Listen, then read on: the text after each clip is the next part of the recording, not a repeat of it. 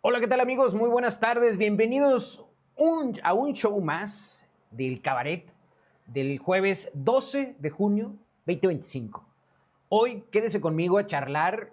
Mire, la agenda está cargadísima, pero voy a privilegiar dos temas. El primero de ellos tiene que ver con que la Suprema Corte de Justicia de la Nación, hoy que está de moda el Poder Judicial, liberó a Juana Hilda González Lomelí. De esta manera se despide la Corte, ¿no? A un par de meses de que dejen los actuales ministros la Corte, y la pregunta es, ¿por qué hasta hoy? ¿Por qué hasta ahora, ministro Ortiz Mena? ¿Por qué hasta hoy hay una sentencia digna de la justicia?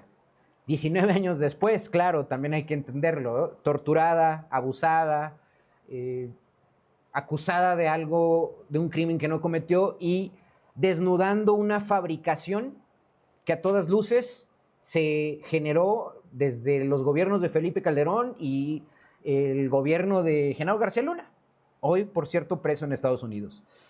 Liberan a Juana Hilda González Lomelí y así se despide la Corte. La pregunta es, ¿por qué hasta hoy, Ortiz Mena? ¿Por qué? Y el segundo tema que quiero tocar con usted el día de hoy es los disturbios en Los Ángeles.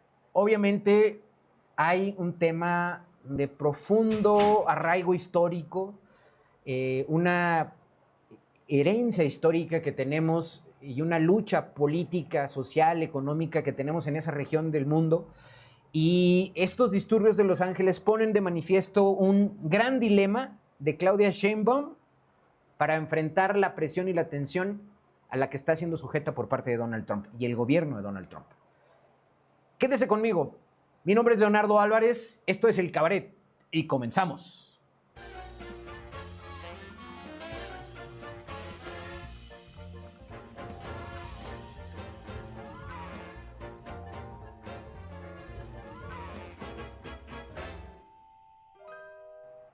El día de hoy, queridos amigos, voy a tratar, como ya lo dije en la parte introductoria, de analizar la coyuntura actual que se está viviendo no solamente en nuestro país, sino en el mundo.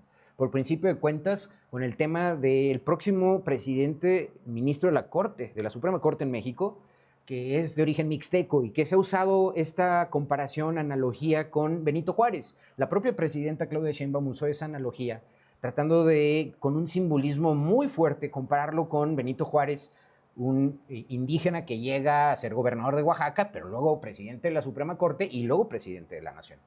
Sin embargo, al final voy a recomendarle un par de libros de carácter histórico, académico, que van a develar el verdadero talante de Benito Juárez al frente de la presidencia de la República, que fue uno de los liberales mexicanos, un periodo notable en nuestra historia política por esa generación de políticos que llegó y cambió la perspectiva, la historia de nuestro país, pero que nos han vendido de otra manera.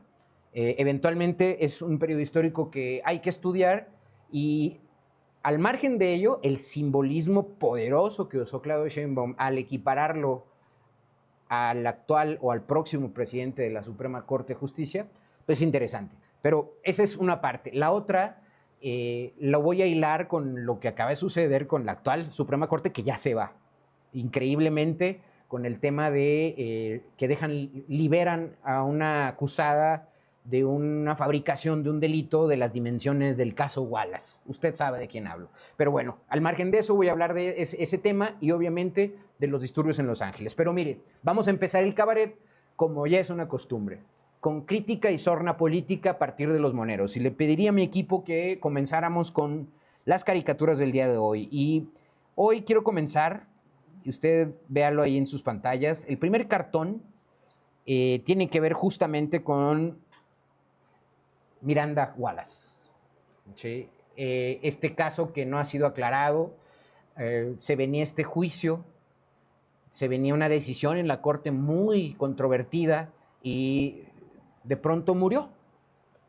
Ricardo Rafael, un periodista que le recomiendo lo siga usted martes y sábados en Milenio, acaba de escribir un libro que ahorita se lo voy a recomendar precisamente, justamente hablando del caso Wallace.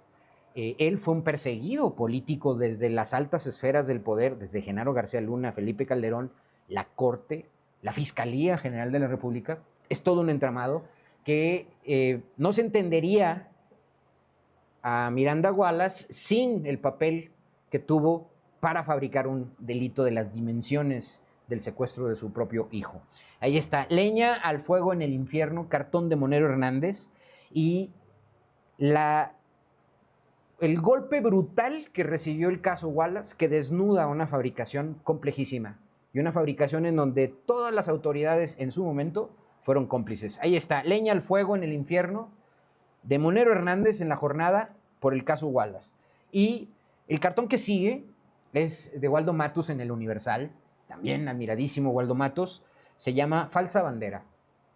Ahí ustedes pueden ver una de las imágenes que proliferó en Twitter y que se ha usado tanto por la derecha norteamericana, por Donald Trump, Elon Musk y sobre todo los alfiles que tiene de muy bajito cerebro Donald Trump en los distintos puestos. Usaron estas imágenes para exacerbar los ánimos contra la inmigración y contra las protestas que se están llevando en Los Ángeles.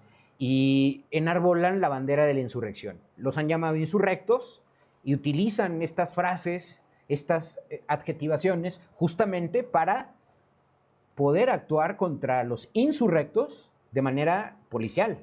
Ya no solamente con autoridades estatales, que aquí ya surge un elemento discordante en esta disputa entre migrantes y medidas antimigratorias irracionales de Donald Trump, que es Gavin Newsom, el gobernador de California, del poderoso estado de California. Bueno, pues ahí está, falsa bandera, con una mentira gigante derivado de esta presión política social que está utilizando de una manera quirúrgica. ¿Por qué Los Ángeles? ¿Por qué efectivamente en un santuario que es de migrantes, en donde la mayoría de la población es mexicana? ¿Por qué aún presiona a un gobernador demócrata?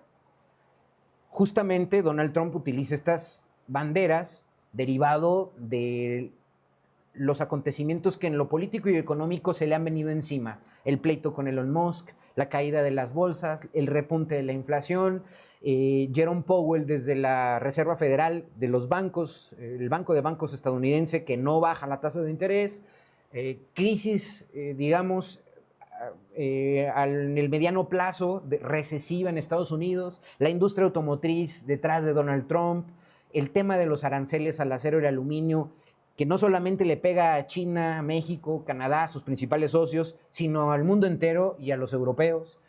Entonces, todos estos elementos de cóctel explosivo Molotov que estaban llegando a un punto crítico para Donald Trump la última semana, con el pleito con Elon Musk, y que comenzó a filtrarse su papel en el caso de la pederastía de Brian Epstein, pues desencadenó curiosamente en un tema de disturbios bien programado, bien pensado y quirúrgicamente diseñado para que la opinión pública estuviera hoy comiéndose a los migrantes mexicanos.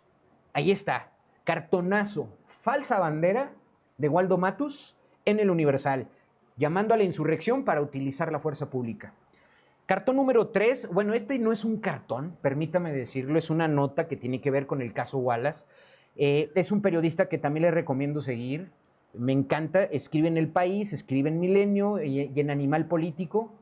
Escribió un libro que se llama La Viuda Negra, el caso Viuda Negra, que tiene que ver con el asesinato de el más alto funcionario de Hacienda en tiempos de Felipe Calderón, de Enrique Peña Nieto, brazo derecho de Luis Videgaray, y Cédric Raciel escribe el día de ayer este articulazo en El País y dice lo siguiente: la Suprema Corte ordena la liberación de Juana Hilda González y desnuda la fabricación del caso Wallace. Golpazo al tema de la justicia en México. Los togados, escribe Cédric Raciel, coinciden en que la mujer fue acusada del secuestro y asesinato de Hugo Alberto Wallace mediante actos de tortura y pruebas inventadas por la Fiscalía. Ojo ahí, pruebas inventadas por la Fiscalía. Gertz Manero y compañía y los fiscales del momento en aquellos años. La Suprema Corte de Justicia ha marcado historia al emitir una sentencia que ordena la liberación absoluta de Juana Hilda González Lomelí, acusada falsamente hace 2 décadas del secuestro y asesinato de Hugo Huerto Wallace, hijo de la influyente empresaria y activista Isabel Miranda, recién fallecida, curiosamente, ahorita hablamos del caso. La decisión del alto tribunal desmonta uno de los mayores, y hay que ponerlo entrecomillado, en negritas, con altas, uno de los mayores ejemplos de la corrupción de la justicia en México. Y le va a doler y le va a pesar a los panistoides. Aquí tengo que traer a colación a Gil Suart, aquí en lo local a panistas connotados que un día sí y otro también atacan a Claudio Sheinbaum o a López Obrador o a la elección de jueces. Bueno, aquí está. La decisión del alto tribunal desmonta uno de los mayores ejemplos, solo uno, porque hay varios, de la corrupción de la justicia en México. Pues demuestra que el caso Wallace se construyó con base en actos de tortura y pruebas falsas. La sentencia elaborada por el ministro Alfredo Gutiérrez Ortiz Mena, porque estoy Ortiz Mena, ¿es acaso el cierre con broche de oro del máximo tribunal? Cierre con broche de oro. ¿Ya para qué? Que a partir de septiembre será reemplazado por una nueva corte integrada por los togados recién electos por voto popular, aunque les duela y aunque estén hoy lamentándose que 13 millones de mexicanos salieron a votar por la nueva estructura del Poder Judicial en México. Los actuales ministros sacaron adelante el proyecto de Gutiérrez a pesar de las duras presiones, hay que decirlo. Gertz Manero quería posponer la audiencia, hizo muchas triquiñuelas. Dice, a pesar de las duras presiones a que lo sometió la Fiscalía General, que exigió al Supremo no votar el asunto y dejarlo en manos de los nuevos integrantes del alto tribunal, en su mayoría alineados con el oficialismo. Pues miren, no se lo dejaron al oficialismo los actuales ministros, digamos, arropados por Norma Piña. Interesante. Más adelante, en el siguiente corte, voy a hablar un poco más a profundidad del caso Wallace y del libro de Ricardo Rafael. Cartón siguiente, que tiene que ver con lo local, usted sabe, no me olvido de lo local, y aquí hablamos de Alfonso Canomá, a quien le mando un saludo. Recepción, con mayúsculas y en negritas. Pinocho, dentro de Durango, con las puertas abiertas para recibir inversiones. ¿Estamos listos para recibir inversión? Como estamos listos para pagar proveedores, para construir infraestructura, para la obra pública.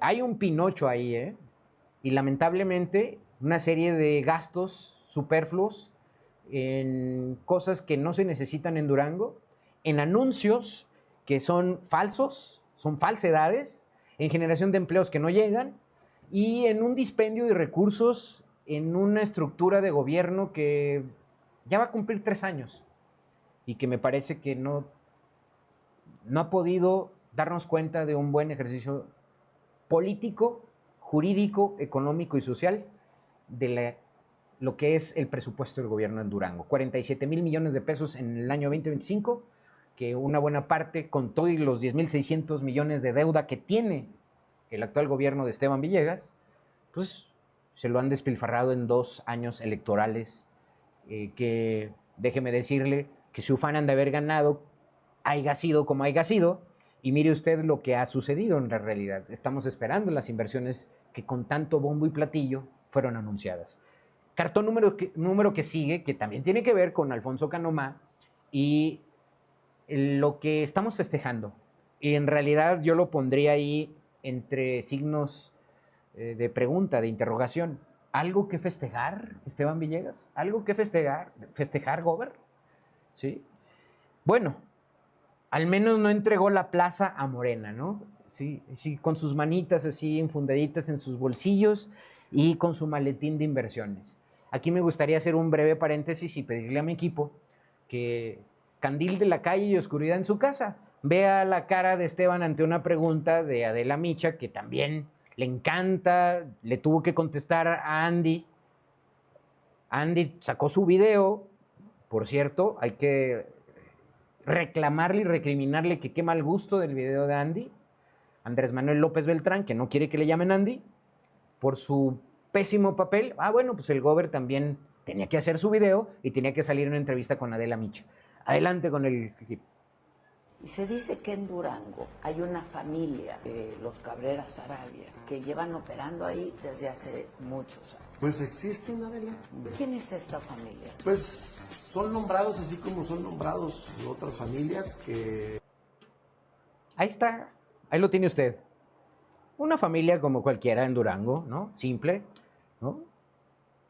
Pero no dice que ahí está su maletín esperando inversiones, ¿no? Buena pregunta de Adela Micha. Le recomiendo que vea esa entrevista. Y digo, si Andy fue patético en su entrevista al acusar el fraude electoral en Durango, pues me parece patético ver otra vez a nuestro gobernador en Latinos, con Adela Micha. Ahora resulta que quiere ser presidente de México, ¿no? Patético, ¿no cree usted? Pero bueno, ahí está. Ni hablar el ridículo que hacemos en Durango.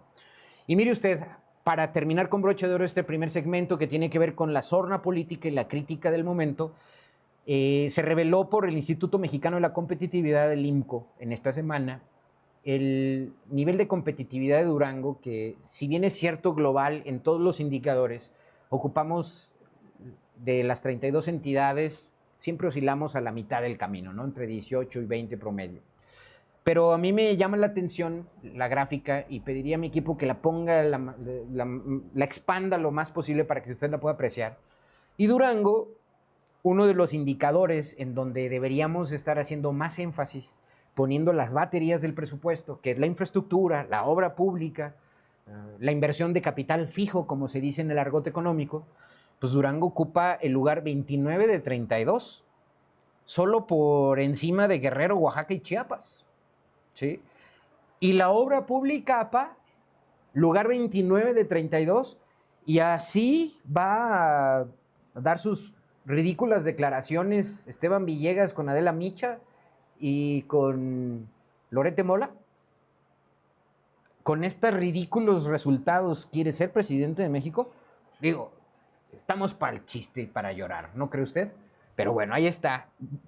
Durango, en el índice mexicano de la competitividad, en el lugar 29 de 32, por falta de obra pública. ¿Qué dirán los de la CEMIC?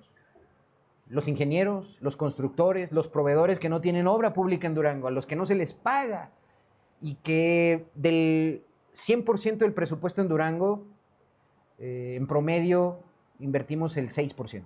Imagínese usted. Triste panorama para Durango, pero ahí siguen promocionando las inversiones que no llegan, las empresas y los empleos que tampoco se generan. Vamos a un corte, no se vaya, y regresamos con el caso Wallace.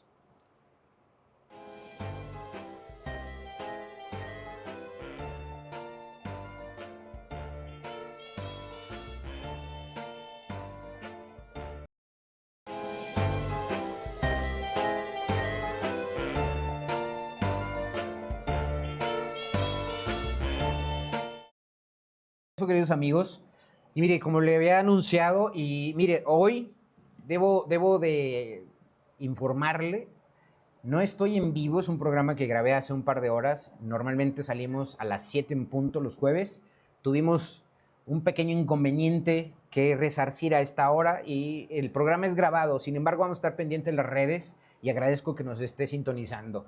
Por eso es que voy a omitir saludar a quienes amablemente siempre se conectan y están al pendiente de este programa en vivo. Yo estaré pendiente de contestarles y estar atento a todos sus comentarios. Dicho lo anterior, quiero continuar con la agenda del día de hoy. Y la agenda tiene que ver hoy con Juana Hilda Liberada. Y le pediría a mi equipo que ponga en pantalla ni más ni menos que la lámina para que usted se dé una idea. Hoy, precisamente, bueno, el día de ayer escribió Ricardo Rafael en Milenio y yo ya le explicaba a usted que Ricardo Rafael explica porque tiene la historia del caso Wallace desde sus inicios y fue un periodista perseguido incluso. La Suprema Corte se despide con esta sentencia ejemplar y a mí me llama la atención esto que señala Ricardo Rafael. Dice, resume dónde están las fallas de la justicia para que usted se dé cuenta que hemos atacado a los impartidores de justicia, a la Suprema Corte, a los jueces, a los magistrados, pero es toda una cadena. Tienen razón, y tiene razón Ricardo en hacerlo evidente. resume dónde están las fallas de justicia y apunta hacia las verdaderas víctimas y subraya cuál era el papel que solían jugar las y los ministros antes de ser defenestrados. Eso de antes de ser defenestrados, déjeme decirle más adelante, voy a explicarlo. Es un poco el reclamo de por qué Ortiz Mena, por qué hasta hoy se hace justicia.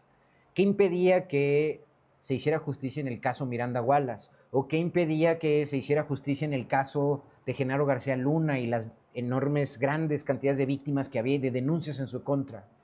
¿Qué pasó con el caso Florence Cassés? Por citarle los más emblemáticos, en donde la Suprema Corte, teniendo elementos necesariamente de prueba, evidencias de falsificación, los 43 de Ayotzinapa, Tlatlaya, es decir, una serie de casos emblemáticos que no resolvió la Corte. Y 20 años después, hoy que ya se van, que esta Corte se cansó de decir que no eran los culpables, pero que se enfrentaron políticamente a un régimen nuevo y un cambio de régimen, bueno, hoy nos entregan esta sentencia, me parece que plegada o pletórica de ejemplos de lo que se debe hacer en un proceso judicial. Y me parece que subrayo lo que dice Ricardo Rafael, resume dónde están las fallas de la justicia y apunta hacia las verdaderas víctimas y subraya cuál era el papel que solían jugar las y los ministros antes de ser defenestrados. Y ese papel, lamentablemente, era plegarse al poder en turno. Nada más que, pues ese poder en turno era Zedillo, luego Fox, luego Calderón, luego Peña Nieto. Nada más que con López Obrador no estuvieron dispuestos a plegarse, ¿no? Y conste que no estoy diciendo que o estoy a favor de que exista esta cooptación del poder desde la presidencia de la República, pero nos han vendido la idea de la transición democrática en México, que ha sido falsa. En la Corte es donde se deciden casos que están inherentes a intereses del poder. Y esta sentencia que se acaba de generar con Juana Hilda, pues desnuda prácticamente esa situación. ¿Por qué no lo hicieron antes? Pues porque había poderes por encima de la Corte que les dictaban lo que tenían que decidir en la Suprema Corte. Dice lo siguiente, Ricardo Rafael: la Suprema Corte de Justicia de la Nación ordenó este miércoles la liberación inmediata de Juana Hilda González Lomelí, sentenciada a 76 años, por el presunto secuestro y asesinato de Hugo Alberto Wallace Miranda en 2005. Apúntelo usted. La decisión del máximo tribunal se sustentó en la invalidez de la confesión que sustentó su condena, misma que fue obtenida mediante tortura, según documentó la Defensoría Pública Federal y ratificó la propia Corte. Esto no es de hoy, no es de hace un año, no es de hace dos, es desde el 2005 que hubo esta persecución para la fabricación de este delito. Y conste que pongo esta imagen que está usted ahí, ve a su derecha, que es donde está la Barbie, Miranda Wallace y el hijo de Hugo Alberto Wallace, el hijo de Isabel. Dice lo siguiente: pero el fallo de la Suprema Corte no solo puso fin a una prisión de 19 años injustificada, casi 20, también desmanteló el pilar central sobre el que se construyó todo el caso Wallace. Se reactivó la hipótesis que desde hace tiempo ha sido sostenida por investigaciones periodísticas muy robustas, como la de Ricardo Rafael, en la que Hugo Alberto Wallace no habría sido secuestrado ni asesinado, sino que habría fingido su desaparición para evadir una deuda con uno de los narcotraficantes más poderosos de ese momento. Estamos hablando de Edgar Valdés Villarreal, alias La Barbie, que estaba con el grupo de los Beltrán Leiva. Estuvo metido en el caso JJ Cabañas, el exfutbolista del América, y tantos otros casos. Recuerda a La Barbie cuando fue aprendido, detenido por la AFI, de Genaro García Luna, que se reía en cámaras. Bueno, esa era la justicia. Espero que el panismo, espero que Krause, Gil Suart, Lili Telles, en fin, la cauda de opositores sistemáticos a López Obrador esté hoy analizando con frialdad lo que sucedió en la Corte. Vamos a la siguiente lámina, porque esto no acaba aquí. Es justamente el libro que ya le había recomendado yo a usted, de Ricardo Rafael, que se llama Fabricación, que Se hizo famosa Isabel Miranda cuando publicó en espectaculares de la Ciudad de México la recompensa que ella daba por alguna información de los captores de Hugo Alberto Wallace. Me parece que ahí comienza la historia de Ricardo Rafael dando cuenta periodística de este caso. Dice, Juana Isla González Lomelí estuvo a punto de perder la vida el jueves 9 de febrero de 2006, esto lo relata Ricardo Rafael.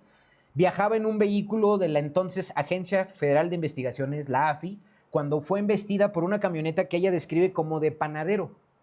El piloto de ese transporte, el comandante Martí, perdió la vida en el accidente. Asegura Juana Hilda que ese día entendió que querían matarla.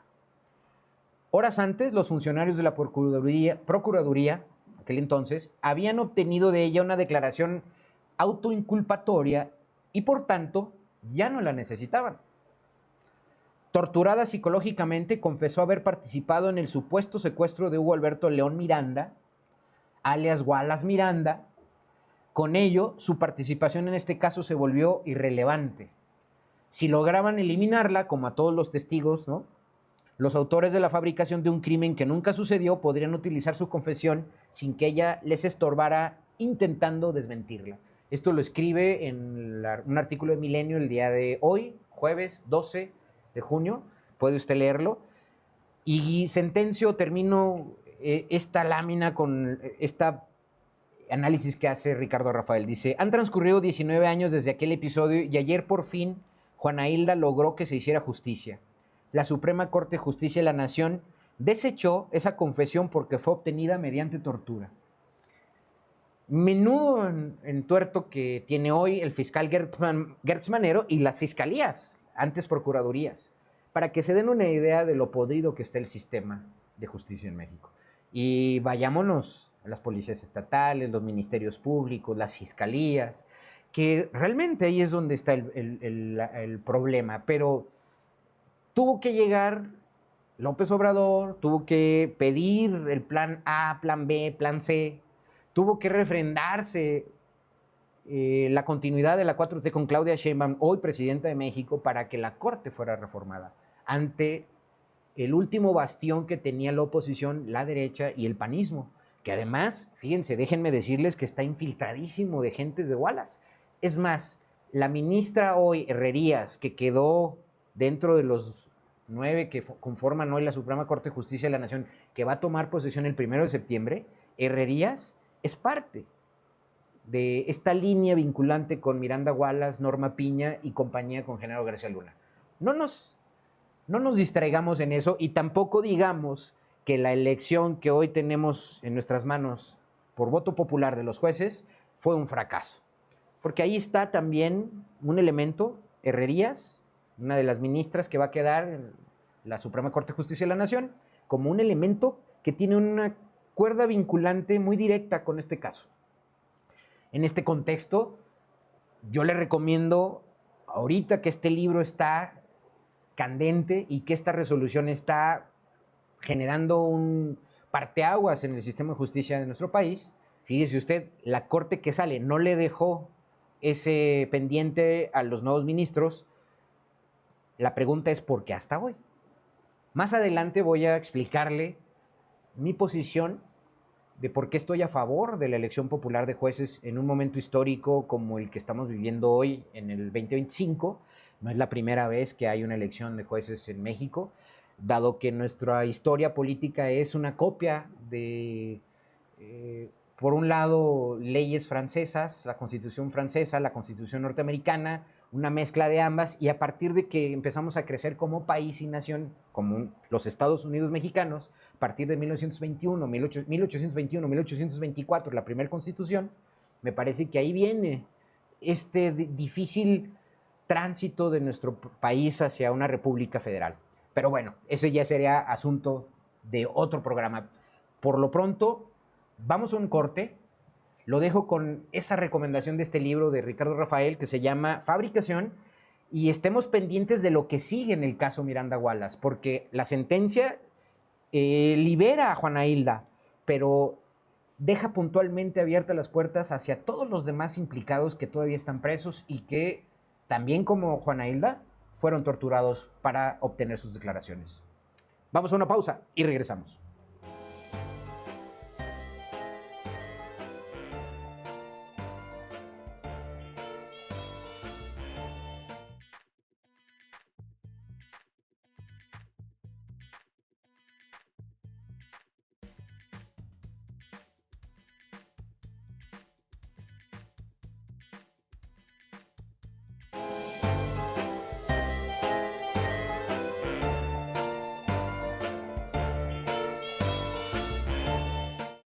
Estamos de vuelta, estimados amigos, aquí en el Cabaret.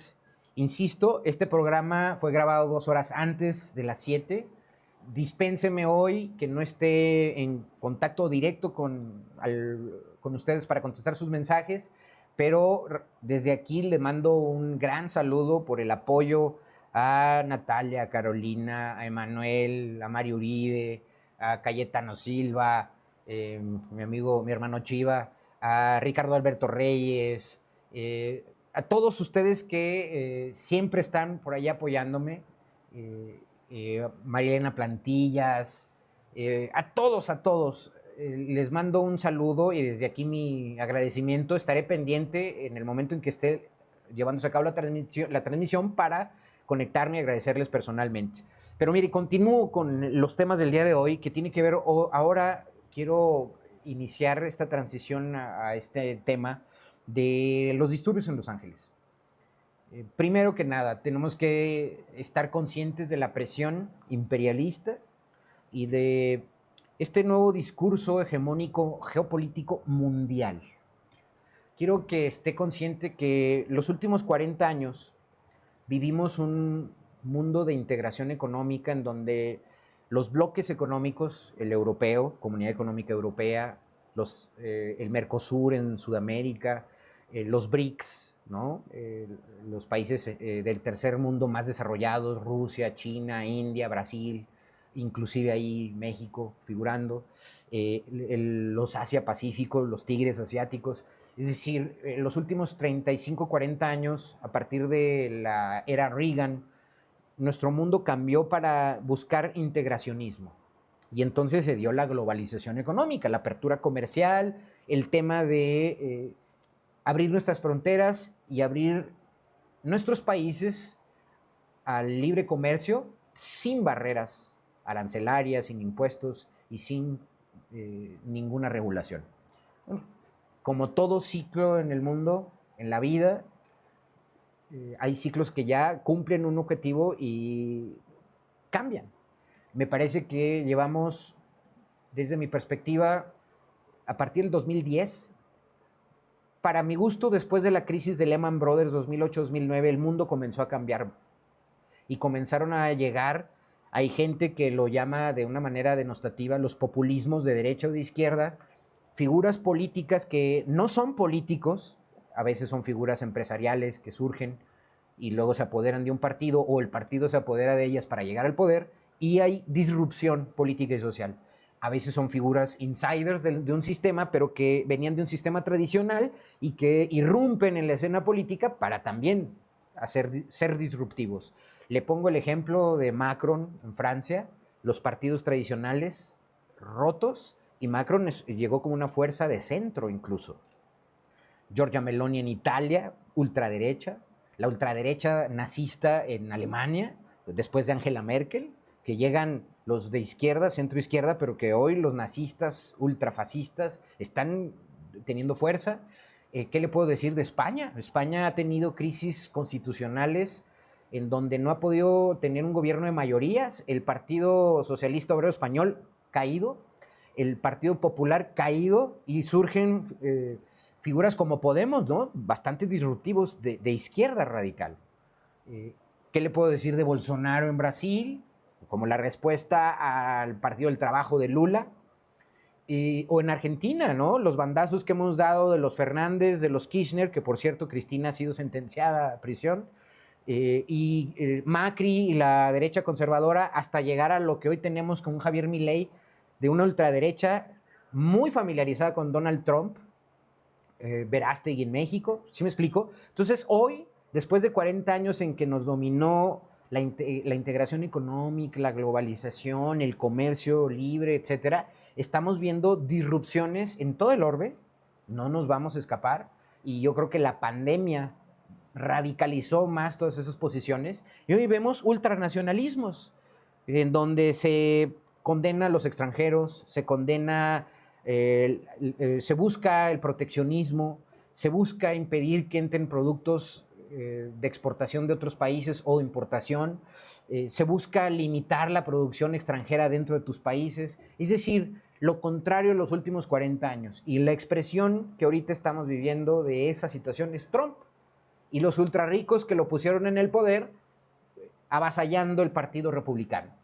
Los partidos como en Estados Unidos, que es un bipartidismo como el demócrata o los republicanos, han perdido trascendencia y un puñado de ultrarricos se apoderan del Partido Republicano y a partir del 2008-2009, después del Tea Party, comienzan a tomar posiciones políticas, de modo que tenemos una generación de empresarios vueltos políticos, outsiders, que no les importa ninguna regla política ni ninguna norma económica, y vemos los disparates que se están generando al poner aranceles, al buscar limitar la migración, al tener hoy la amenaza latente hacia la inmigración legal o ilegal, etcétera, etcétera. Entonces, eso quiero poner sobre la mesa, porque hoy debo decir que la escuela de Turín, volviendo a Jean-Paul Sartre, a Giovanni Sartori, que defendían un concepto de democracia en donde la democracia no era como nos la enseñaron de los griegos o romanos, en donde ganaban las mayorías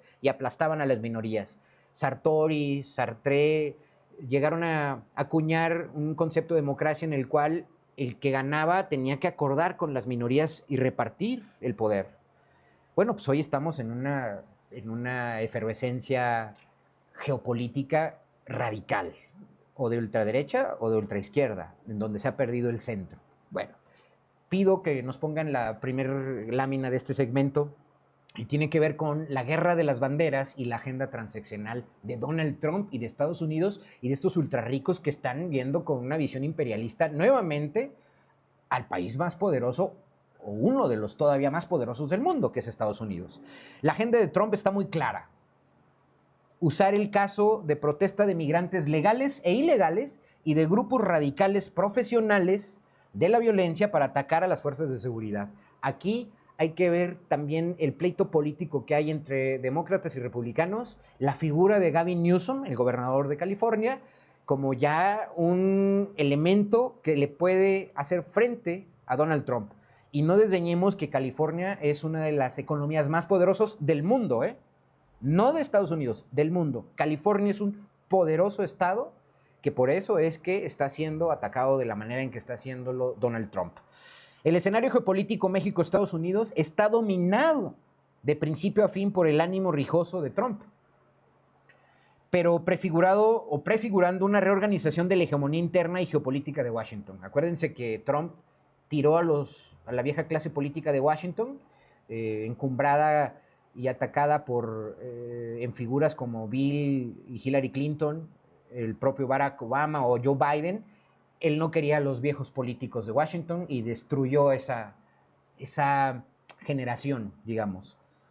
Frente al desmoronamiento del grupo demócrata que se deshizo entre las manos a los presidentes Bill Clinton, Barack Obama y sobre todo a un Joe Biden que ya muy senil se hizo candidato en el 2024, a pesar de su demencia senil, ¿no? Fue una intentona y no pudieron contrarrestar a Trump en su segunda intentona de recuperar el poder. Capitalizar el desgaste de Los Ángeles como ciudad santuario de migrantes, porque tienen en su seno a profesionales de la violencia callejera, es ahorita el objetivo de Donald Trump.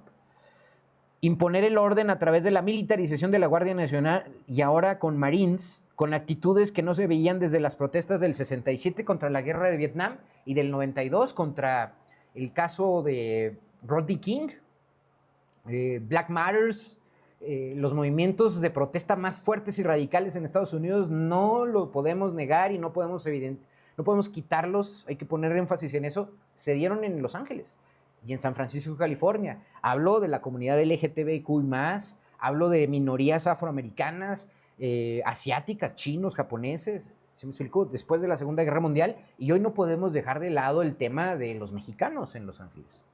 Presumir la llegada a Washington de miles de miembros de las Fuerzas Armadas para el gran desfile militar del sábado 17, ni más ni menos que conmemorando el 250 aniversario de la creación de las Fuerzas Armadas, y por qué diablos no el cumpleaños 79 de Trump, y el domingo 15, y del domingo 15 al martes 17, fíjese bien, la realización de una sesión solemne del Grupo de los 7, en donde, por cierto, se prevé una reunión Donald Trump, Claudia Sheinbaum, que hoy se están sentando Christopher Landau, el nuevo zar, subsecretario de Estado, la embajada, el embajador, etcétera, se están sentando con el equipo mexicano porque están cocinando una posible reunión con el Grupo de los 7 donde se pueden reunir Trump y Sheinbaum.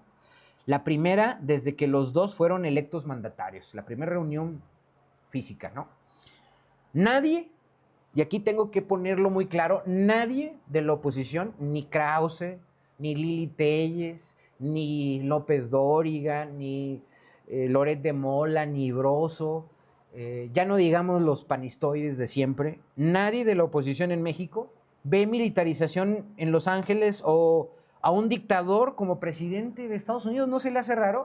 O sea, aquí sí pueden hablar muy a la ligera, hasta en lo local, del dictador de Macuspana, pero no hablan del dictador que se está convirtiendo Trump y del papel de la Organización de los Estados Americanos. Los Estados Americanos, la Organización de los Estados Americanos, que mandaron observadores a la elección judicial y nos están atacando de que rompimos la democracia mexicana y que hay una regresión democrática en México por la elección popular de jueces, y no se atreven a tocar ni con el ápice de un pétalo de rosa el triste, lamentable y, ¿por qué no decirle, racista comportamiento de Donald Trump y los ultrarricos que dominan hoy la escena política en Estados Unidos? Nadie de la oposición en México, ni Ciro, ni Loret de Mola, ni hoy Carmen Aristegui, están en contra de esta barbarie que se está generando en Estados Unidos, ¿no? Nadie le llama dictadura a Trump. Y ahí usted ve a un cartón de Monero Hernández, siendo honestos, y dice el representante de la OEA, y dice, bueno, la verdad es que en la OEA nunca recomendamos la democracia. Pues sí, son factores de disrupción y de búsqueda del imperialismo norteamericano en Latinoamérica, ¿no? Siguiente lámina, por favor, a mi equipo, y va usted a ver otra de las imágenes que ha causado mucho encono en redes, porque lo usó ni más ni menos que Elon Musk, y marcó una especie de reconciliación al menos entre Elon Musk y Donald Trump después de la semanita en la que se escupieron uno y otro, ¿no? El texto del embajador Johnson, hay que tomarlo muy en serio, fue directo al corazón de la seguridad nacional de Estados Unidos, tratando de criticar y de enarbolar ya una postura radical del equipo que gobierna en Estados Unidos. ¿Qué dijo y qué escribió en su cuenta de X Donald Johnson? Dice, nuestras banderas representan identidad nacional, orgullo y valores compartidos, no división ni ilegalidad. Enarbolar una bandera extranjera mientras se ataca a las fuerzas del orden de los Estados Unidos y se destruye propiedad pública, ¿no? Y hay que decir que ahí Gavin Newsom ha sido muy claro en decir que no ha habido tal destrucción, pero que hay reventadores en las manifestaciones en contra de las medidas anti-migración del ICE. Dice, mientras se ataca a las fuerzas del orden de Estados Unidos y se destruye propiedad pública o privada, solo daña una relación bilateral que trabaja unida para que todos nuestros ciudadanos estén más seguros y sean más prósperos. Eso dijo Ronald Johnson, el actual embajador, ex Marine, ex Boina Verde. Y que hay que tener cuidado con eso. El uso del concepto de bandera extranjera al referirse al Lábaro de México en manos de migrantes que participaron activamente en los disturbios, fijó una línea que causó preocupación en el sector institucional de México, en Palacio Nacional, y desde luego que enardeció a los radicales de la 4T que reaccionaron a la menor provocación. Aquí se metió Noroña, aquí hubo manifestaciones públicas de que queremos recuperar lo que nos robaron de territorio norteamericano, y vine, la cosa no va por ahí. Y tampoco la presidenta Sheinbaum hizo tales afirmaciones. El dilema de la presidenta Claudia Sheinbaum hoy, dado la presión norteamericana que se suma al tema de la migración, el fentanilo, los juicios a los chapitos, el juicio y los convenios que se están dando también entre Chapos y los fiscales de Nueva York y Chicago, y el fiscal de Nueva York y el Mayo Zambada, pues, todo esto es el cóctel que se está generando de presión contra México. Y el dilema en ese sentido de Claudia Sheinbaum es su posible encuentro personal con Trump en Canadá. ¿Será regresar a su agenda personal de entendimiento o profundizar criterios ultranacionalistas? Y esto lo pongo sobre la mesa en ambos lados, de Trump y de Claudia Sheinbaum. Vamos a ver cómo se resuelve de aquí a la posible reunión del Grupo de los 7, donde están invitados y en donde van a coincidir Claudia Sheinbaum y Donald Trump. Y vamos a ver qué es lo que se puede fraguar y contrarrestar con el tema de este dilema que tiene hoy nuestra presidenta. Y vaya presión que un día sí es fentanilo, otro día es migración, otro día son la militarización de las fronteras desde Tamaulipas, pasando por Texas, Ciudad Juárez, Tijuana, y hoy el tema de Los Ángeles, que mire usted, debemos de decirlo con claridad, le ha quitado presión a Donald Trump y le ha dado un discurso más favorecedor a su base social y económica de ultraderecha, conservadora, fascista, y le quita presión, curiosamente, acerca de la caída de las bolsas, el incremento de precios, la posible recesión económica a la que se está enfrentando Estados Unidos, ante toda la serie de medidas y anuncios de subir o bajar aranceles e impuestos a todos los países. Con esto lo dejo para que reflexione. Vámonos a un corte rapidísimo, no me tardo, porque lo que quiero tocar a continuación es, en una pincelada, explicar quiénes y por qué fueron culpables de la crisis judicial entre López Obrador, Claudia Sheinbaum y la Corte que ya se va, que terminó en la elección del Poder Judicial, y las dos recomendaciones que le voy a hacer para que entendamos esta intentona de simbolismo, de fuerte simbolismo que se hizo al comparar a Juárez con el hoy ya prácticamente presidente ministro de la Suprema Corte, Hugo Aguilar, de origen mixteco, con Benito Juárez. Pero mire, vamos a una pausa y regresamos.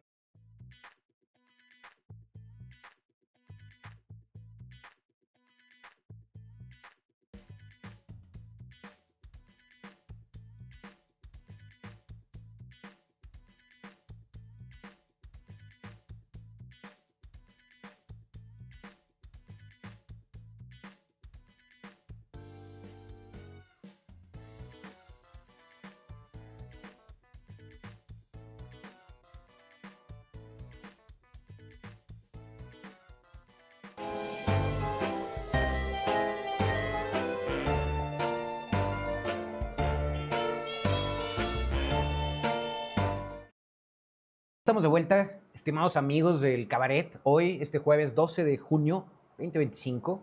Y mire, como siempre, agradecer la generosidad de su atención, el estar pendiente de las plataformas, de este intento que estamos haciendo, mi equipo que me acompaña y su servidor, para tratar de desnudar, de analizar a profundidad los temas de coyuntura a nivel nacional y local. Y por qué no hacer crítica bastante propositiva, sobre todo de acontecimientos locales, ¿no? No podemos estar conformes. Acaba de pasar una elección en donde hubo campañas verdaderamente de pura parafernalia política, en donde aquí en lo local se llenan la garganta y el buche para insultar a la presidenta, para insultar al expresidente López Obrador, pero no ven la forma en que está gobernando Esteban Villegas, ¿no? No hay libertad de expresión. Se acaba de celebrar la libertad de expresión y qué patético, ¿no? Que mande al director de comunicación social a ser su representante, ¿no? Patético, ¿no? Pero bueno, gracias por apoyar estos esfuerzos que estamos haciendo desde el periodismo libre y desde plataformas que nada tienen que ver con la línea editorial o los boletines institucionales de la comentocracia que vive de los presupuestos de comunicación social de los gobiernos o del estado o del municipio, que sirven para mantener la cauda de aplaudidores, de focas aplaudidoras, que se llenan un día sí y otro también de insultar a Morena, al presidente de México, pero no tocar ni con el pétalo de una rosa el pésimo y patético gobierno de Esteban Villegas o de un Toño Ochoa que se religió haciendo payasadas, ¿no? Pero bueno, así estamos. Le agradezco a todos. Hoy, como ya le había explicado, es un programa grabado 2 horas antes de lo habitual. Voy a estar al pendiente de las redes, pero les saludo a todos mis fans. Gracias por sus likes y compartir mis clips en TikTok. Gracias por vincularse también al YouTube. Les encargo mucho el Patreon. Va a haber sorpresas a la gente que está suscrita ya a mi Patreon. Voy a retomar el tema de regalar libros con mis amigos de Alfarabía. Para aquellos que están suscritos al Patreon, en breve sacaremos ahora en vacaciones, que además se presta para recomendar algunos libros ahora que estamos de vacaciones, para que usted se inscriba a Patreon y apoye al periodismo en resistencia, que en las plataformas libres estamos tratando de analizar la coyuntura nacional, local e internacional de una manera objetiva, o lo más objetiva posible, ¿no?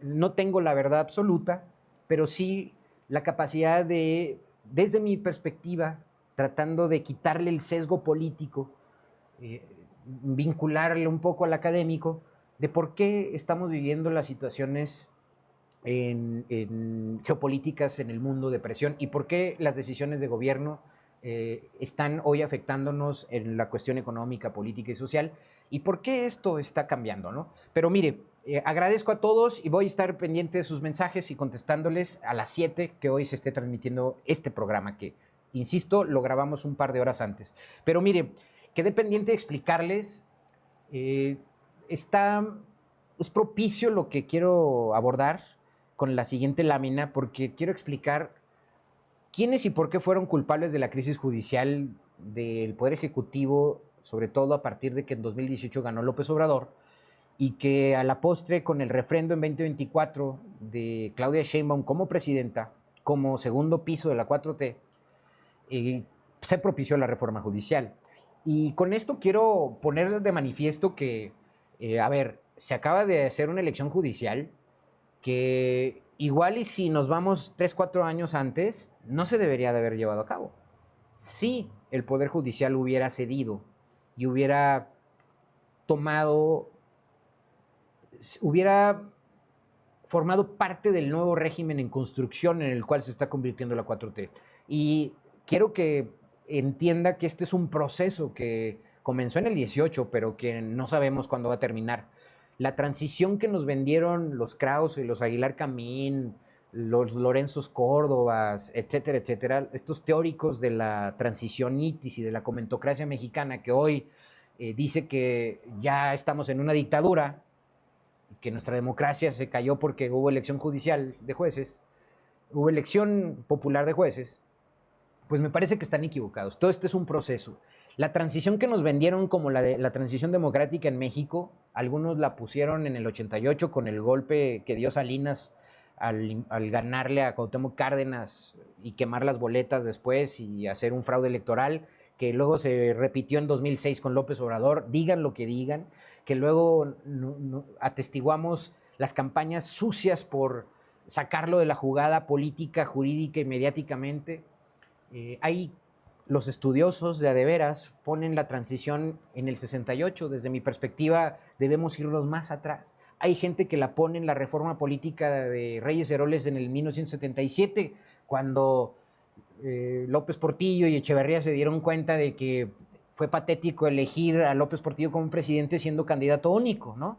Como aquí en Durango, que rectoría, candidatos únicos. El Poder Judicial local, pues son tíos, primos, amigos, esposos, esposas, ¿no? Del poder ahorita omnipotente y omnipresente de Esteban Villegas, ¿no? Claro, el Poder Judicial para ellos, la elección popular de jueces es un asco, pero no es un asco que Esteban haya impuesto a su Poder Judicial local, ¿no? A modo.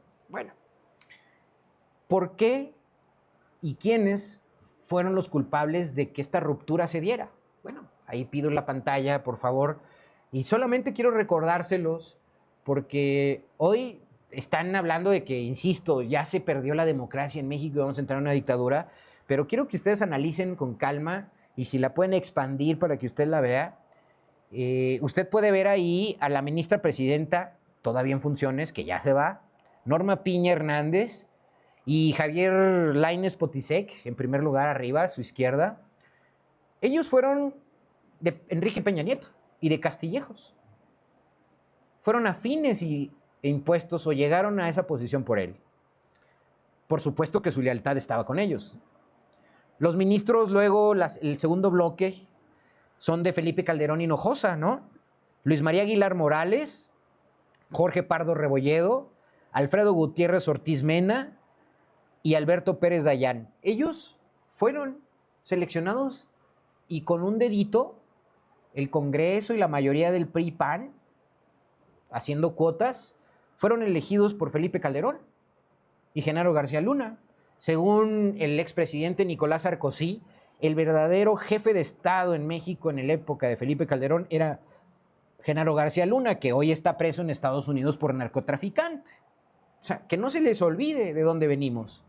Bueno, y la tercera generación de la Suprema Corte, que hoy está ahí, que ya también ahí están, los López Obradoristas, Juan Luis González Alcántara Carrancá, que hay que decir que llegó con López Obrador, y Ana Margarita Ríos Farjat, que también llegó con López Obrador, pero que ellos se plegaron al poder de Norma Piña y sus secuaces, y que al final de cuentas traicionaron a López Obrador, hay que decirlo. Al final pudo recomponer el camino con un Saldívar que renuncia y que le da paso a que entre Lenia Batres, ¿no? Pero hay que recordar que José Luis González Alcántara Carrancá y Ana Margarita Ríos Farjat, ellos fueron puestos por López Obrador. Bueno, pues estos ministros, 8 que usted ve ahí, fueron los que eventualmente, como bloque político, fueron los responsables de la crisis en la relación judicial con el Ejecutivo y el Legislativo. Y pudieron entender o malentender el modelo jurídico presidencial que planteó López Obrador en el 18, pero construyeron una autonomía absoluta. Cuando, me voy a reír un poco, ¿cuándo ha tenido autonomía absoluta la Corte? O sea, Zedillo la impuso. Zedillo quitó a 25 ministros y puso el modelo actual de 11. Hoy, con la elección popular, es de 9, o va a ser de 9. Entonces, ¿cuándo construyeron una autonomía absoluta del Ejecutivo? Pues con López Obrador, porque fue el último reducto de la oposición en México, la Corte de Norma Piña. Y acuérdese usted que todo comenzó, y yo no soy de este tipo de mensajes o de florituras o de barroquismos a los que está acostumbrada la clase política tradicional. Acuérdese que todo comenzó en el 5 de febrero del 2023, si no me equivoco, cuando Norma Piña no se levanta cuando hay un evento para conmemorar el tema de la Constitución Política de México.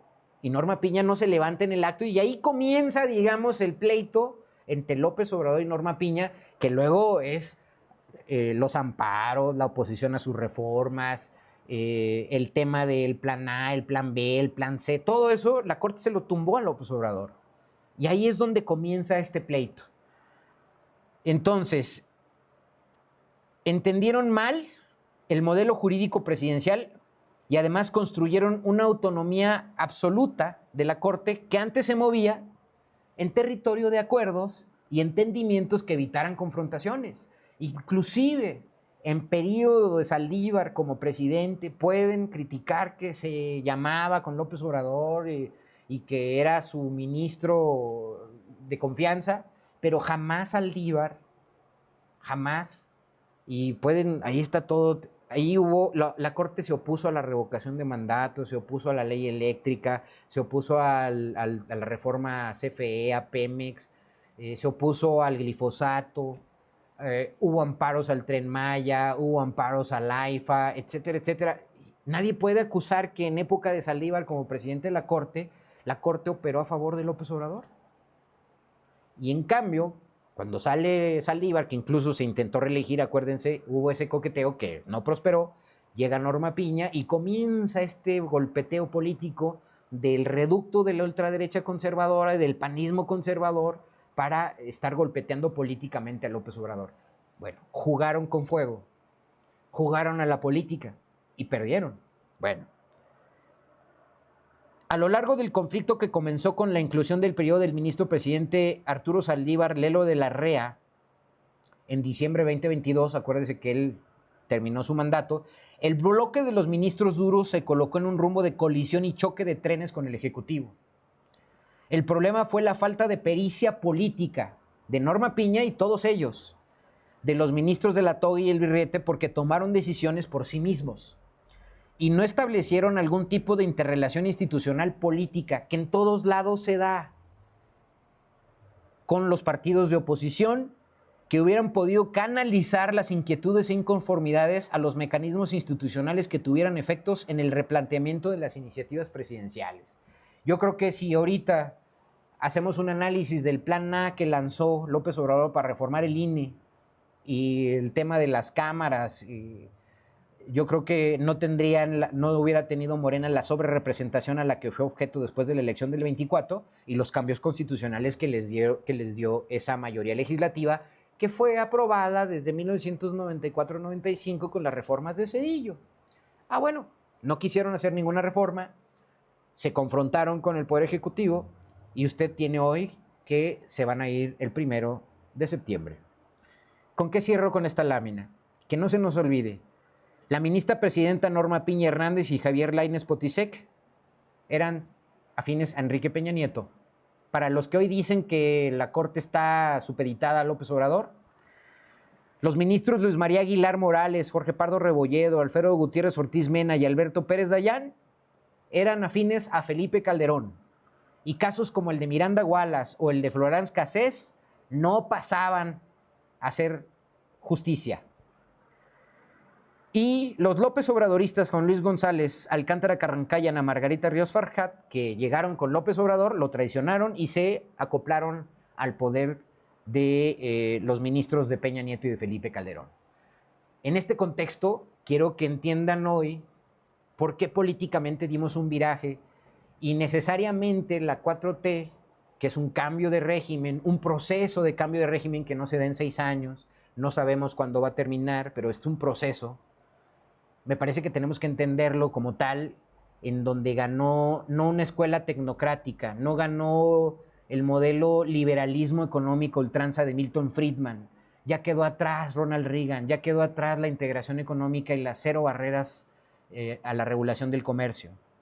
Hoy la escuela de Turín ganó y la escuela de Turín nos indica que la democracia, el que gana se tiene que compartir. Y si hoy analizamos a los teóricos modernos como Adam Pressowski, es la democracia gana una mayoría, puede ganar la mayoría en el legislativo y reformar la Constitución, pero no solo eso, además puede plantear figuras de como la revocación de mandato, como las elecciones anticipadas, como las votaciones para elegir a mano alzada, presupuestos participativos.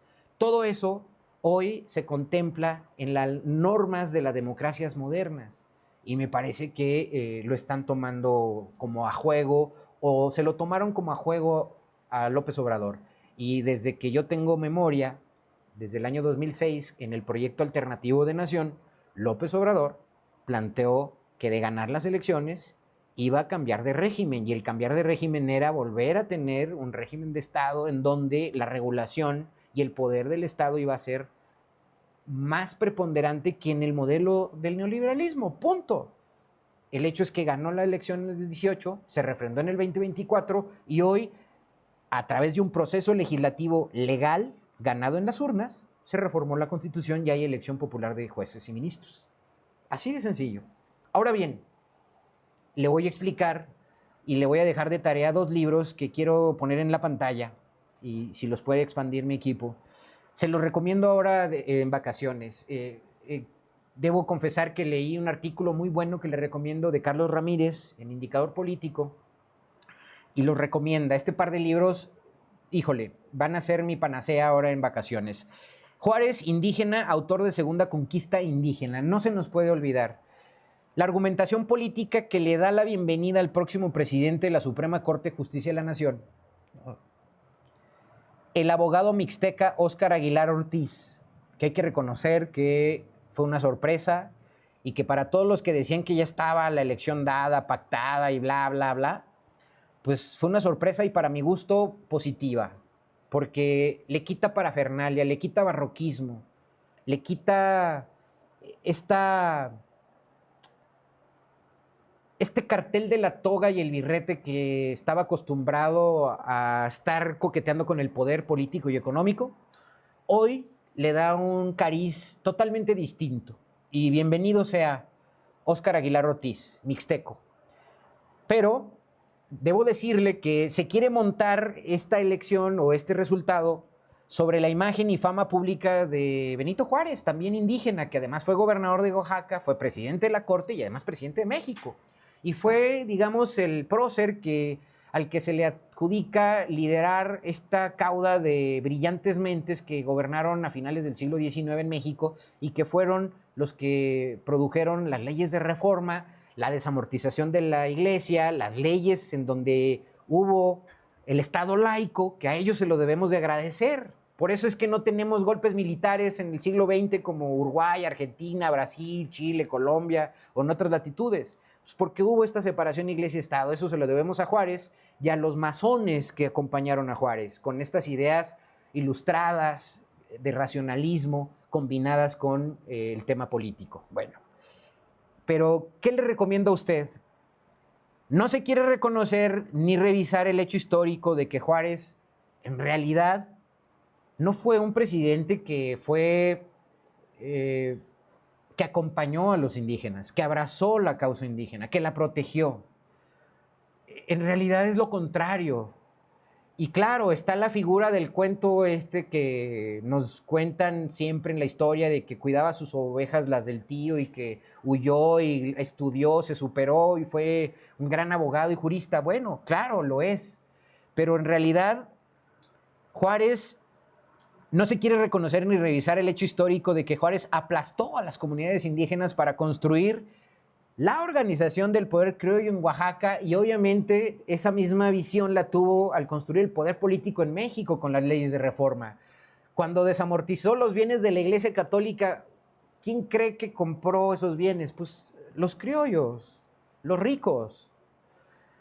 Y dos reconocidos historiadores tratan a profundidad el tema. Y le doy 2 libros ahí. Se los recomiendo ahora en vacaciones. Voy a tratar de buscarlos para regalarlos. Ahí voy a buscarlos en Alfarabía. Ambos son del Fondo de Cultura Económica.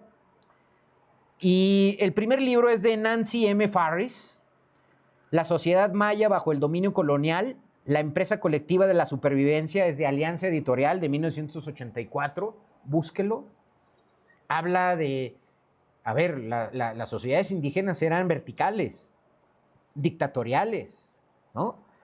Y Marcello Carmagnani, este es un librazo del Fondo de Cultura Económica, El regreso de los dioses, el proceso de reconstrucción de la identidad étnica en Oaxaca, Fondo de Cultura Económica de 1988. Son un par de libros histórico-académicos de lujo que les recomiendo y que debo decir que llegué a ellos por recomendación así, a su vez, de Carlos Ramírez. Estos 2 libros documentan que Juárez usó la mano dura para desindigenizar Oaxaca durante las 6 gobernaturas del Benemérito de 1846 a 1857 en Oaxaca. Pero déjeme decirle, ¿no? Ignacio Vallarta y los próceres de los de la Reforma, cuando hicieron la Constitución del 57, llegaron hasta prohibir los idiomas indígenas. El idioma oficial era el castellano. Y contribuyeron a que el idioma, los múltiples idiomas indígenas de nuestro México, de nuestros pueblos originarios, se comenzaran a perder. Entonces, mucho cuidado.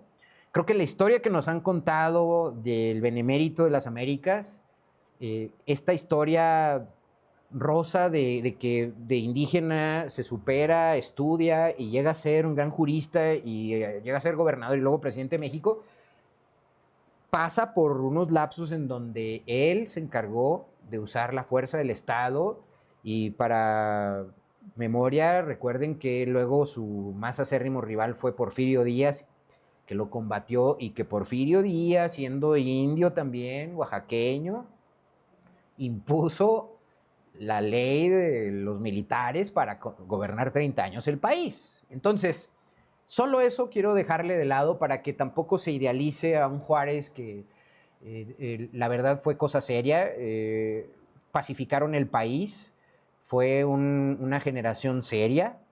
Imagínense, habíamos tenido a Santana 11 veces como presidentes antes de Juárez, perdimos la mitad de nuestro territorio, Santana terminó huyendo, y los conservadores en aquel entonces, los panistas de hoy, pues, fueron a buscar hasta emperador a Francia, ¿no? Entonces hay que reconocer en su justa dimensión el papel de los de la Reforma, Juárez a la cabeza, un papel digno, un papel que hizo la separación Iglesia-Estado, pero también hay que reconocer que no necesariamente fueron benignos o arroparon a los indígenas, todo lo contrario. Solo eso quería dejar ahí. Celebro yo que haya llegado Óscar Aguilar Ortiz, mixteco, abogado, sin esta parafernalia de la toga y el birrete a la que estamos acostumbrados. Se da un vuelco de 180 grados a lo que va a ser al menos la impartición de justicia en México, y que el resultado de Miranda Wallace, de este terrible suceso en donde hay prefabricación de delitos, sirva como preámbulo, si bien es cierto, como cierre de una etapa oscura para la Corte con Norma Piña y sus secuaces, pero que sirva como preámbulo hacia los nuevos estadios de justicia en México que todos esperamos. Ojalá.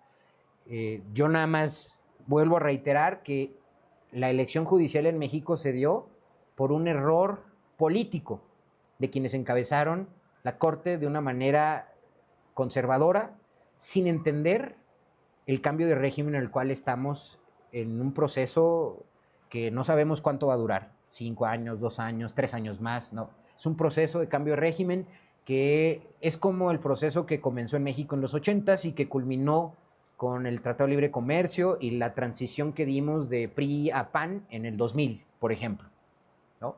Pero que la oposición se niega a reconocer y siguen pensando que somos Cuba, que somos Venezuela, que somos una dictadura, y esa misma gente que está criticando estas decisiones populares se ganó en las urnas masivamente, se reformó la Constitución con un proceso legislativo genuino, legítimo. Son los mismos que hoy guardan silencio en la manera en que Trump está utilizando las Fuerzas Armadas de Estados Unidos para castigar a nuestros connacionales legales o ilegales en Estados Unidos. Por hoy me retiro. Le agradezco que me haya puesto atención el día de hoy. Síganme en las redes. Insisto, a las 7 del día de hoy estaré atento para contestar sus mensajes. Por esta ocasión no estamos en vivo, pero dele like, comparte el programa y esté pendiente de las sorpresas, porque voy a retomar aquella que extraño, esta tradición que ya es cabaretera de regalar algunos libros durante los programas, y sobre todo para quienes estén ya inscritos en Patreon y que me estén apoyando de una manera genuina a que este periodismo libre y en resistencia siga vigente. Mi nombre es Leonardo Álvarez, esto fue el Cabaret Itinerante del jueves 12 de junio del 2025. Gracias y hasta la próxima semana.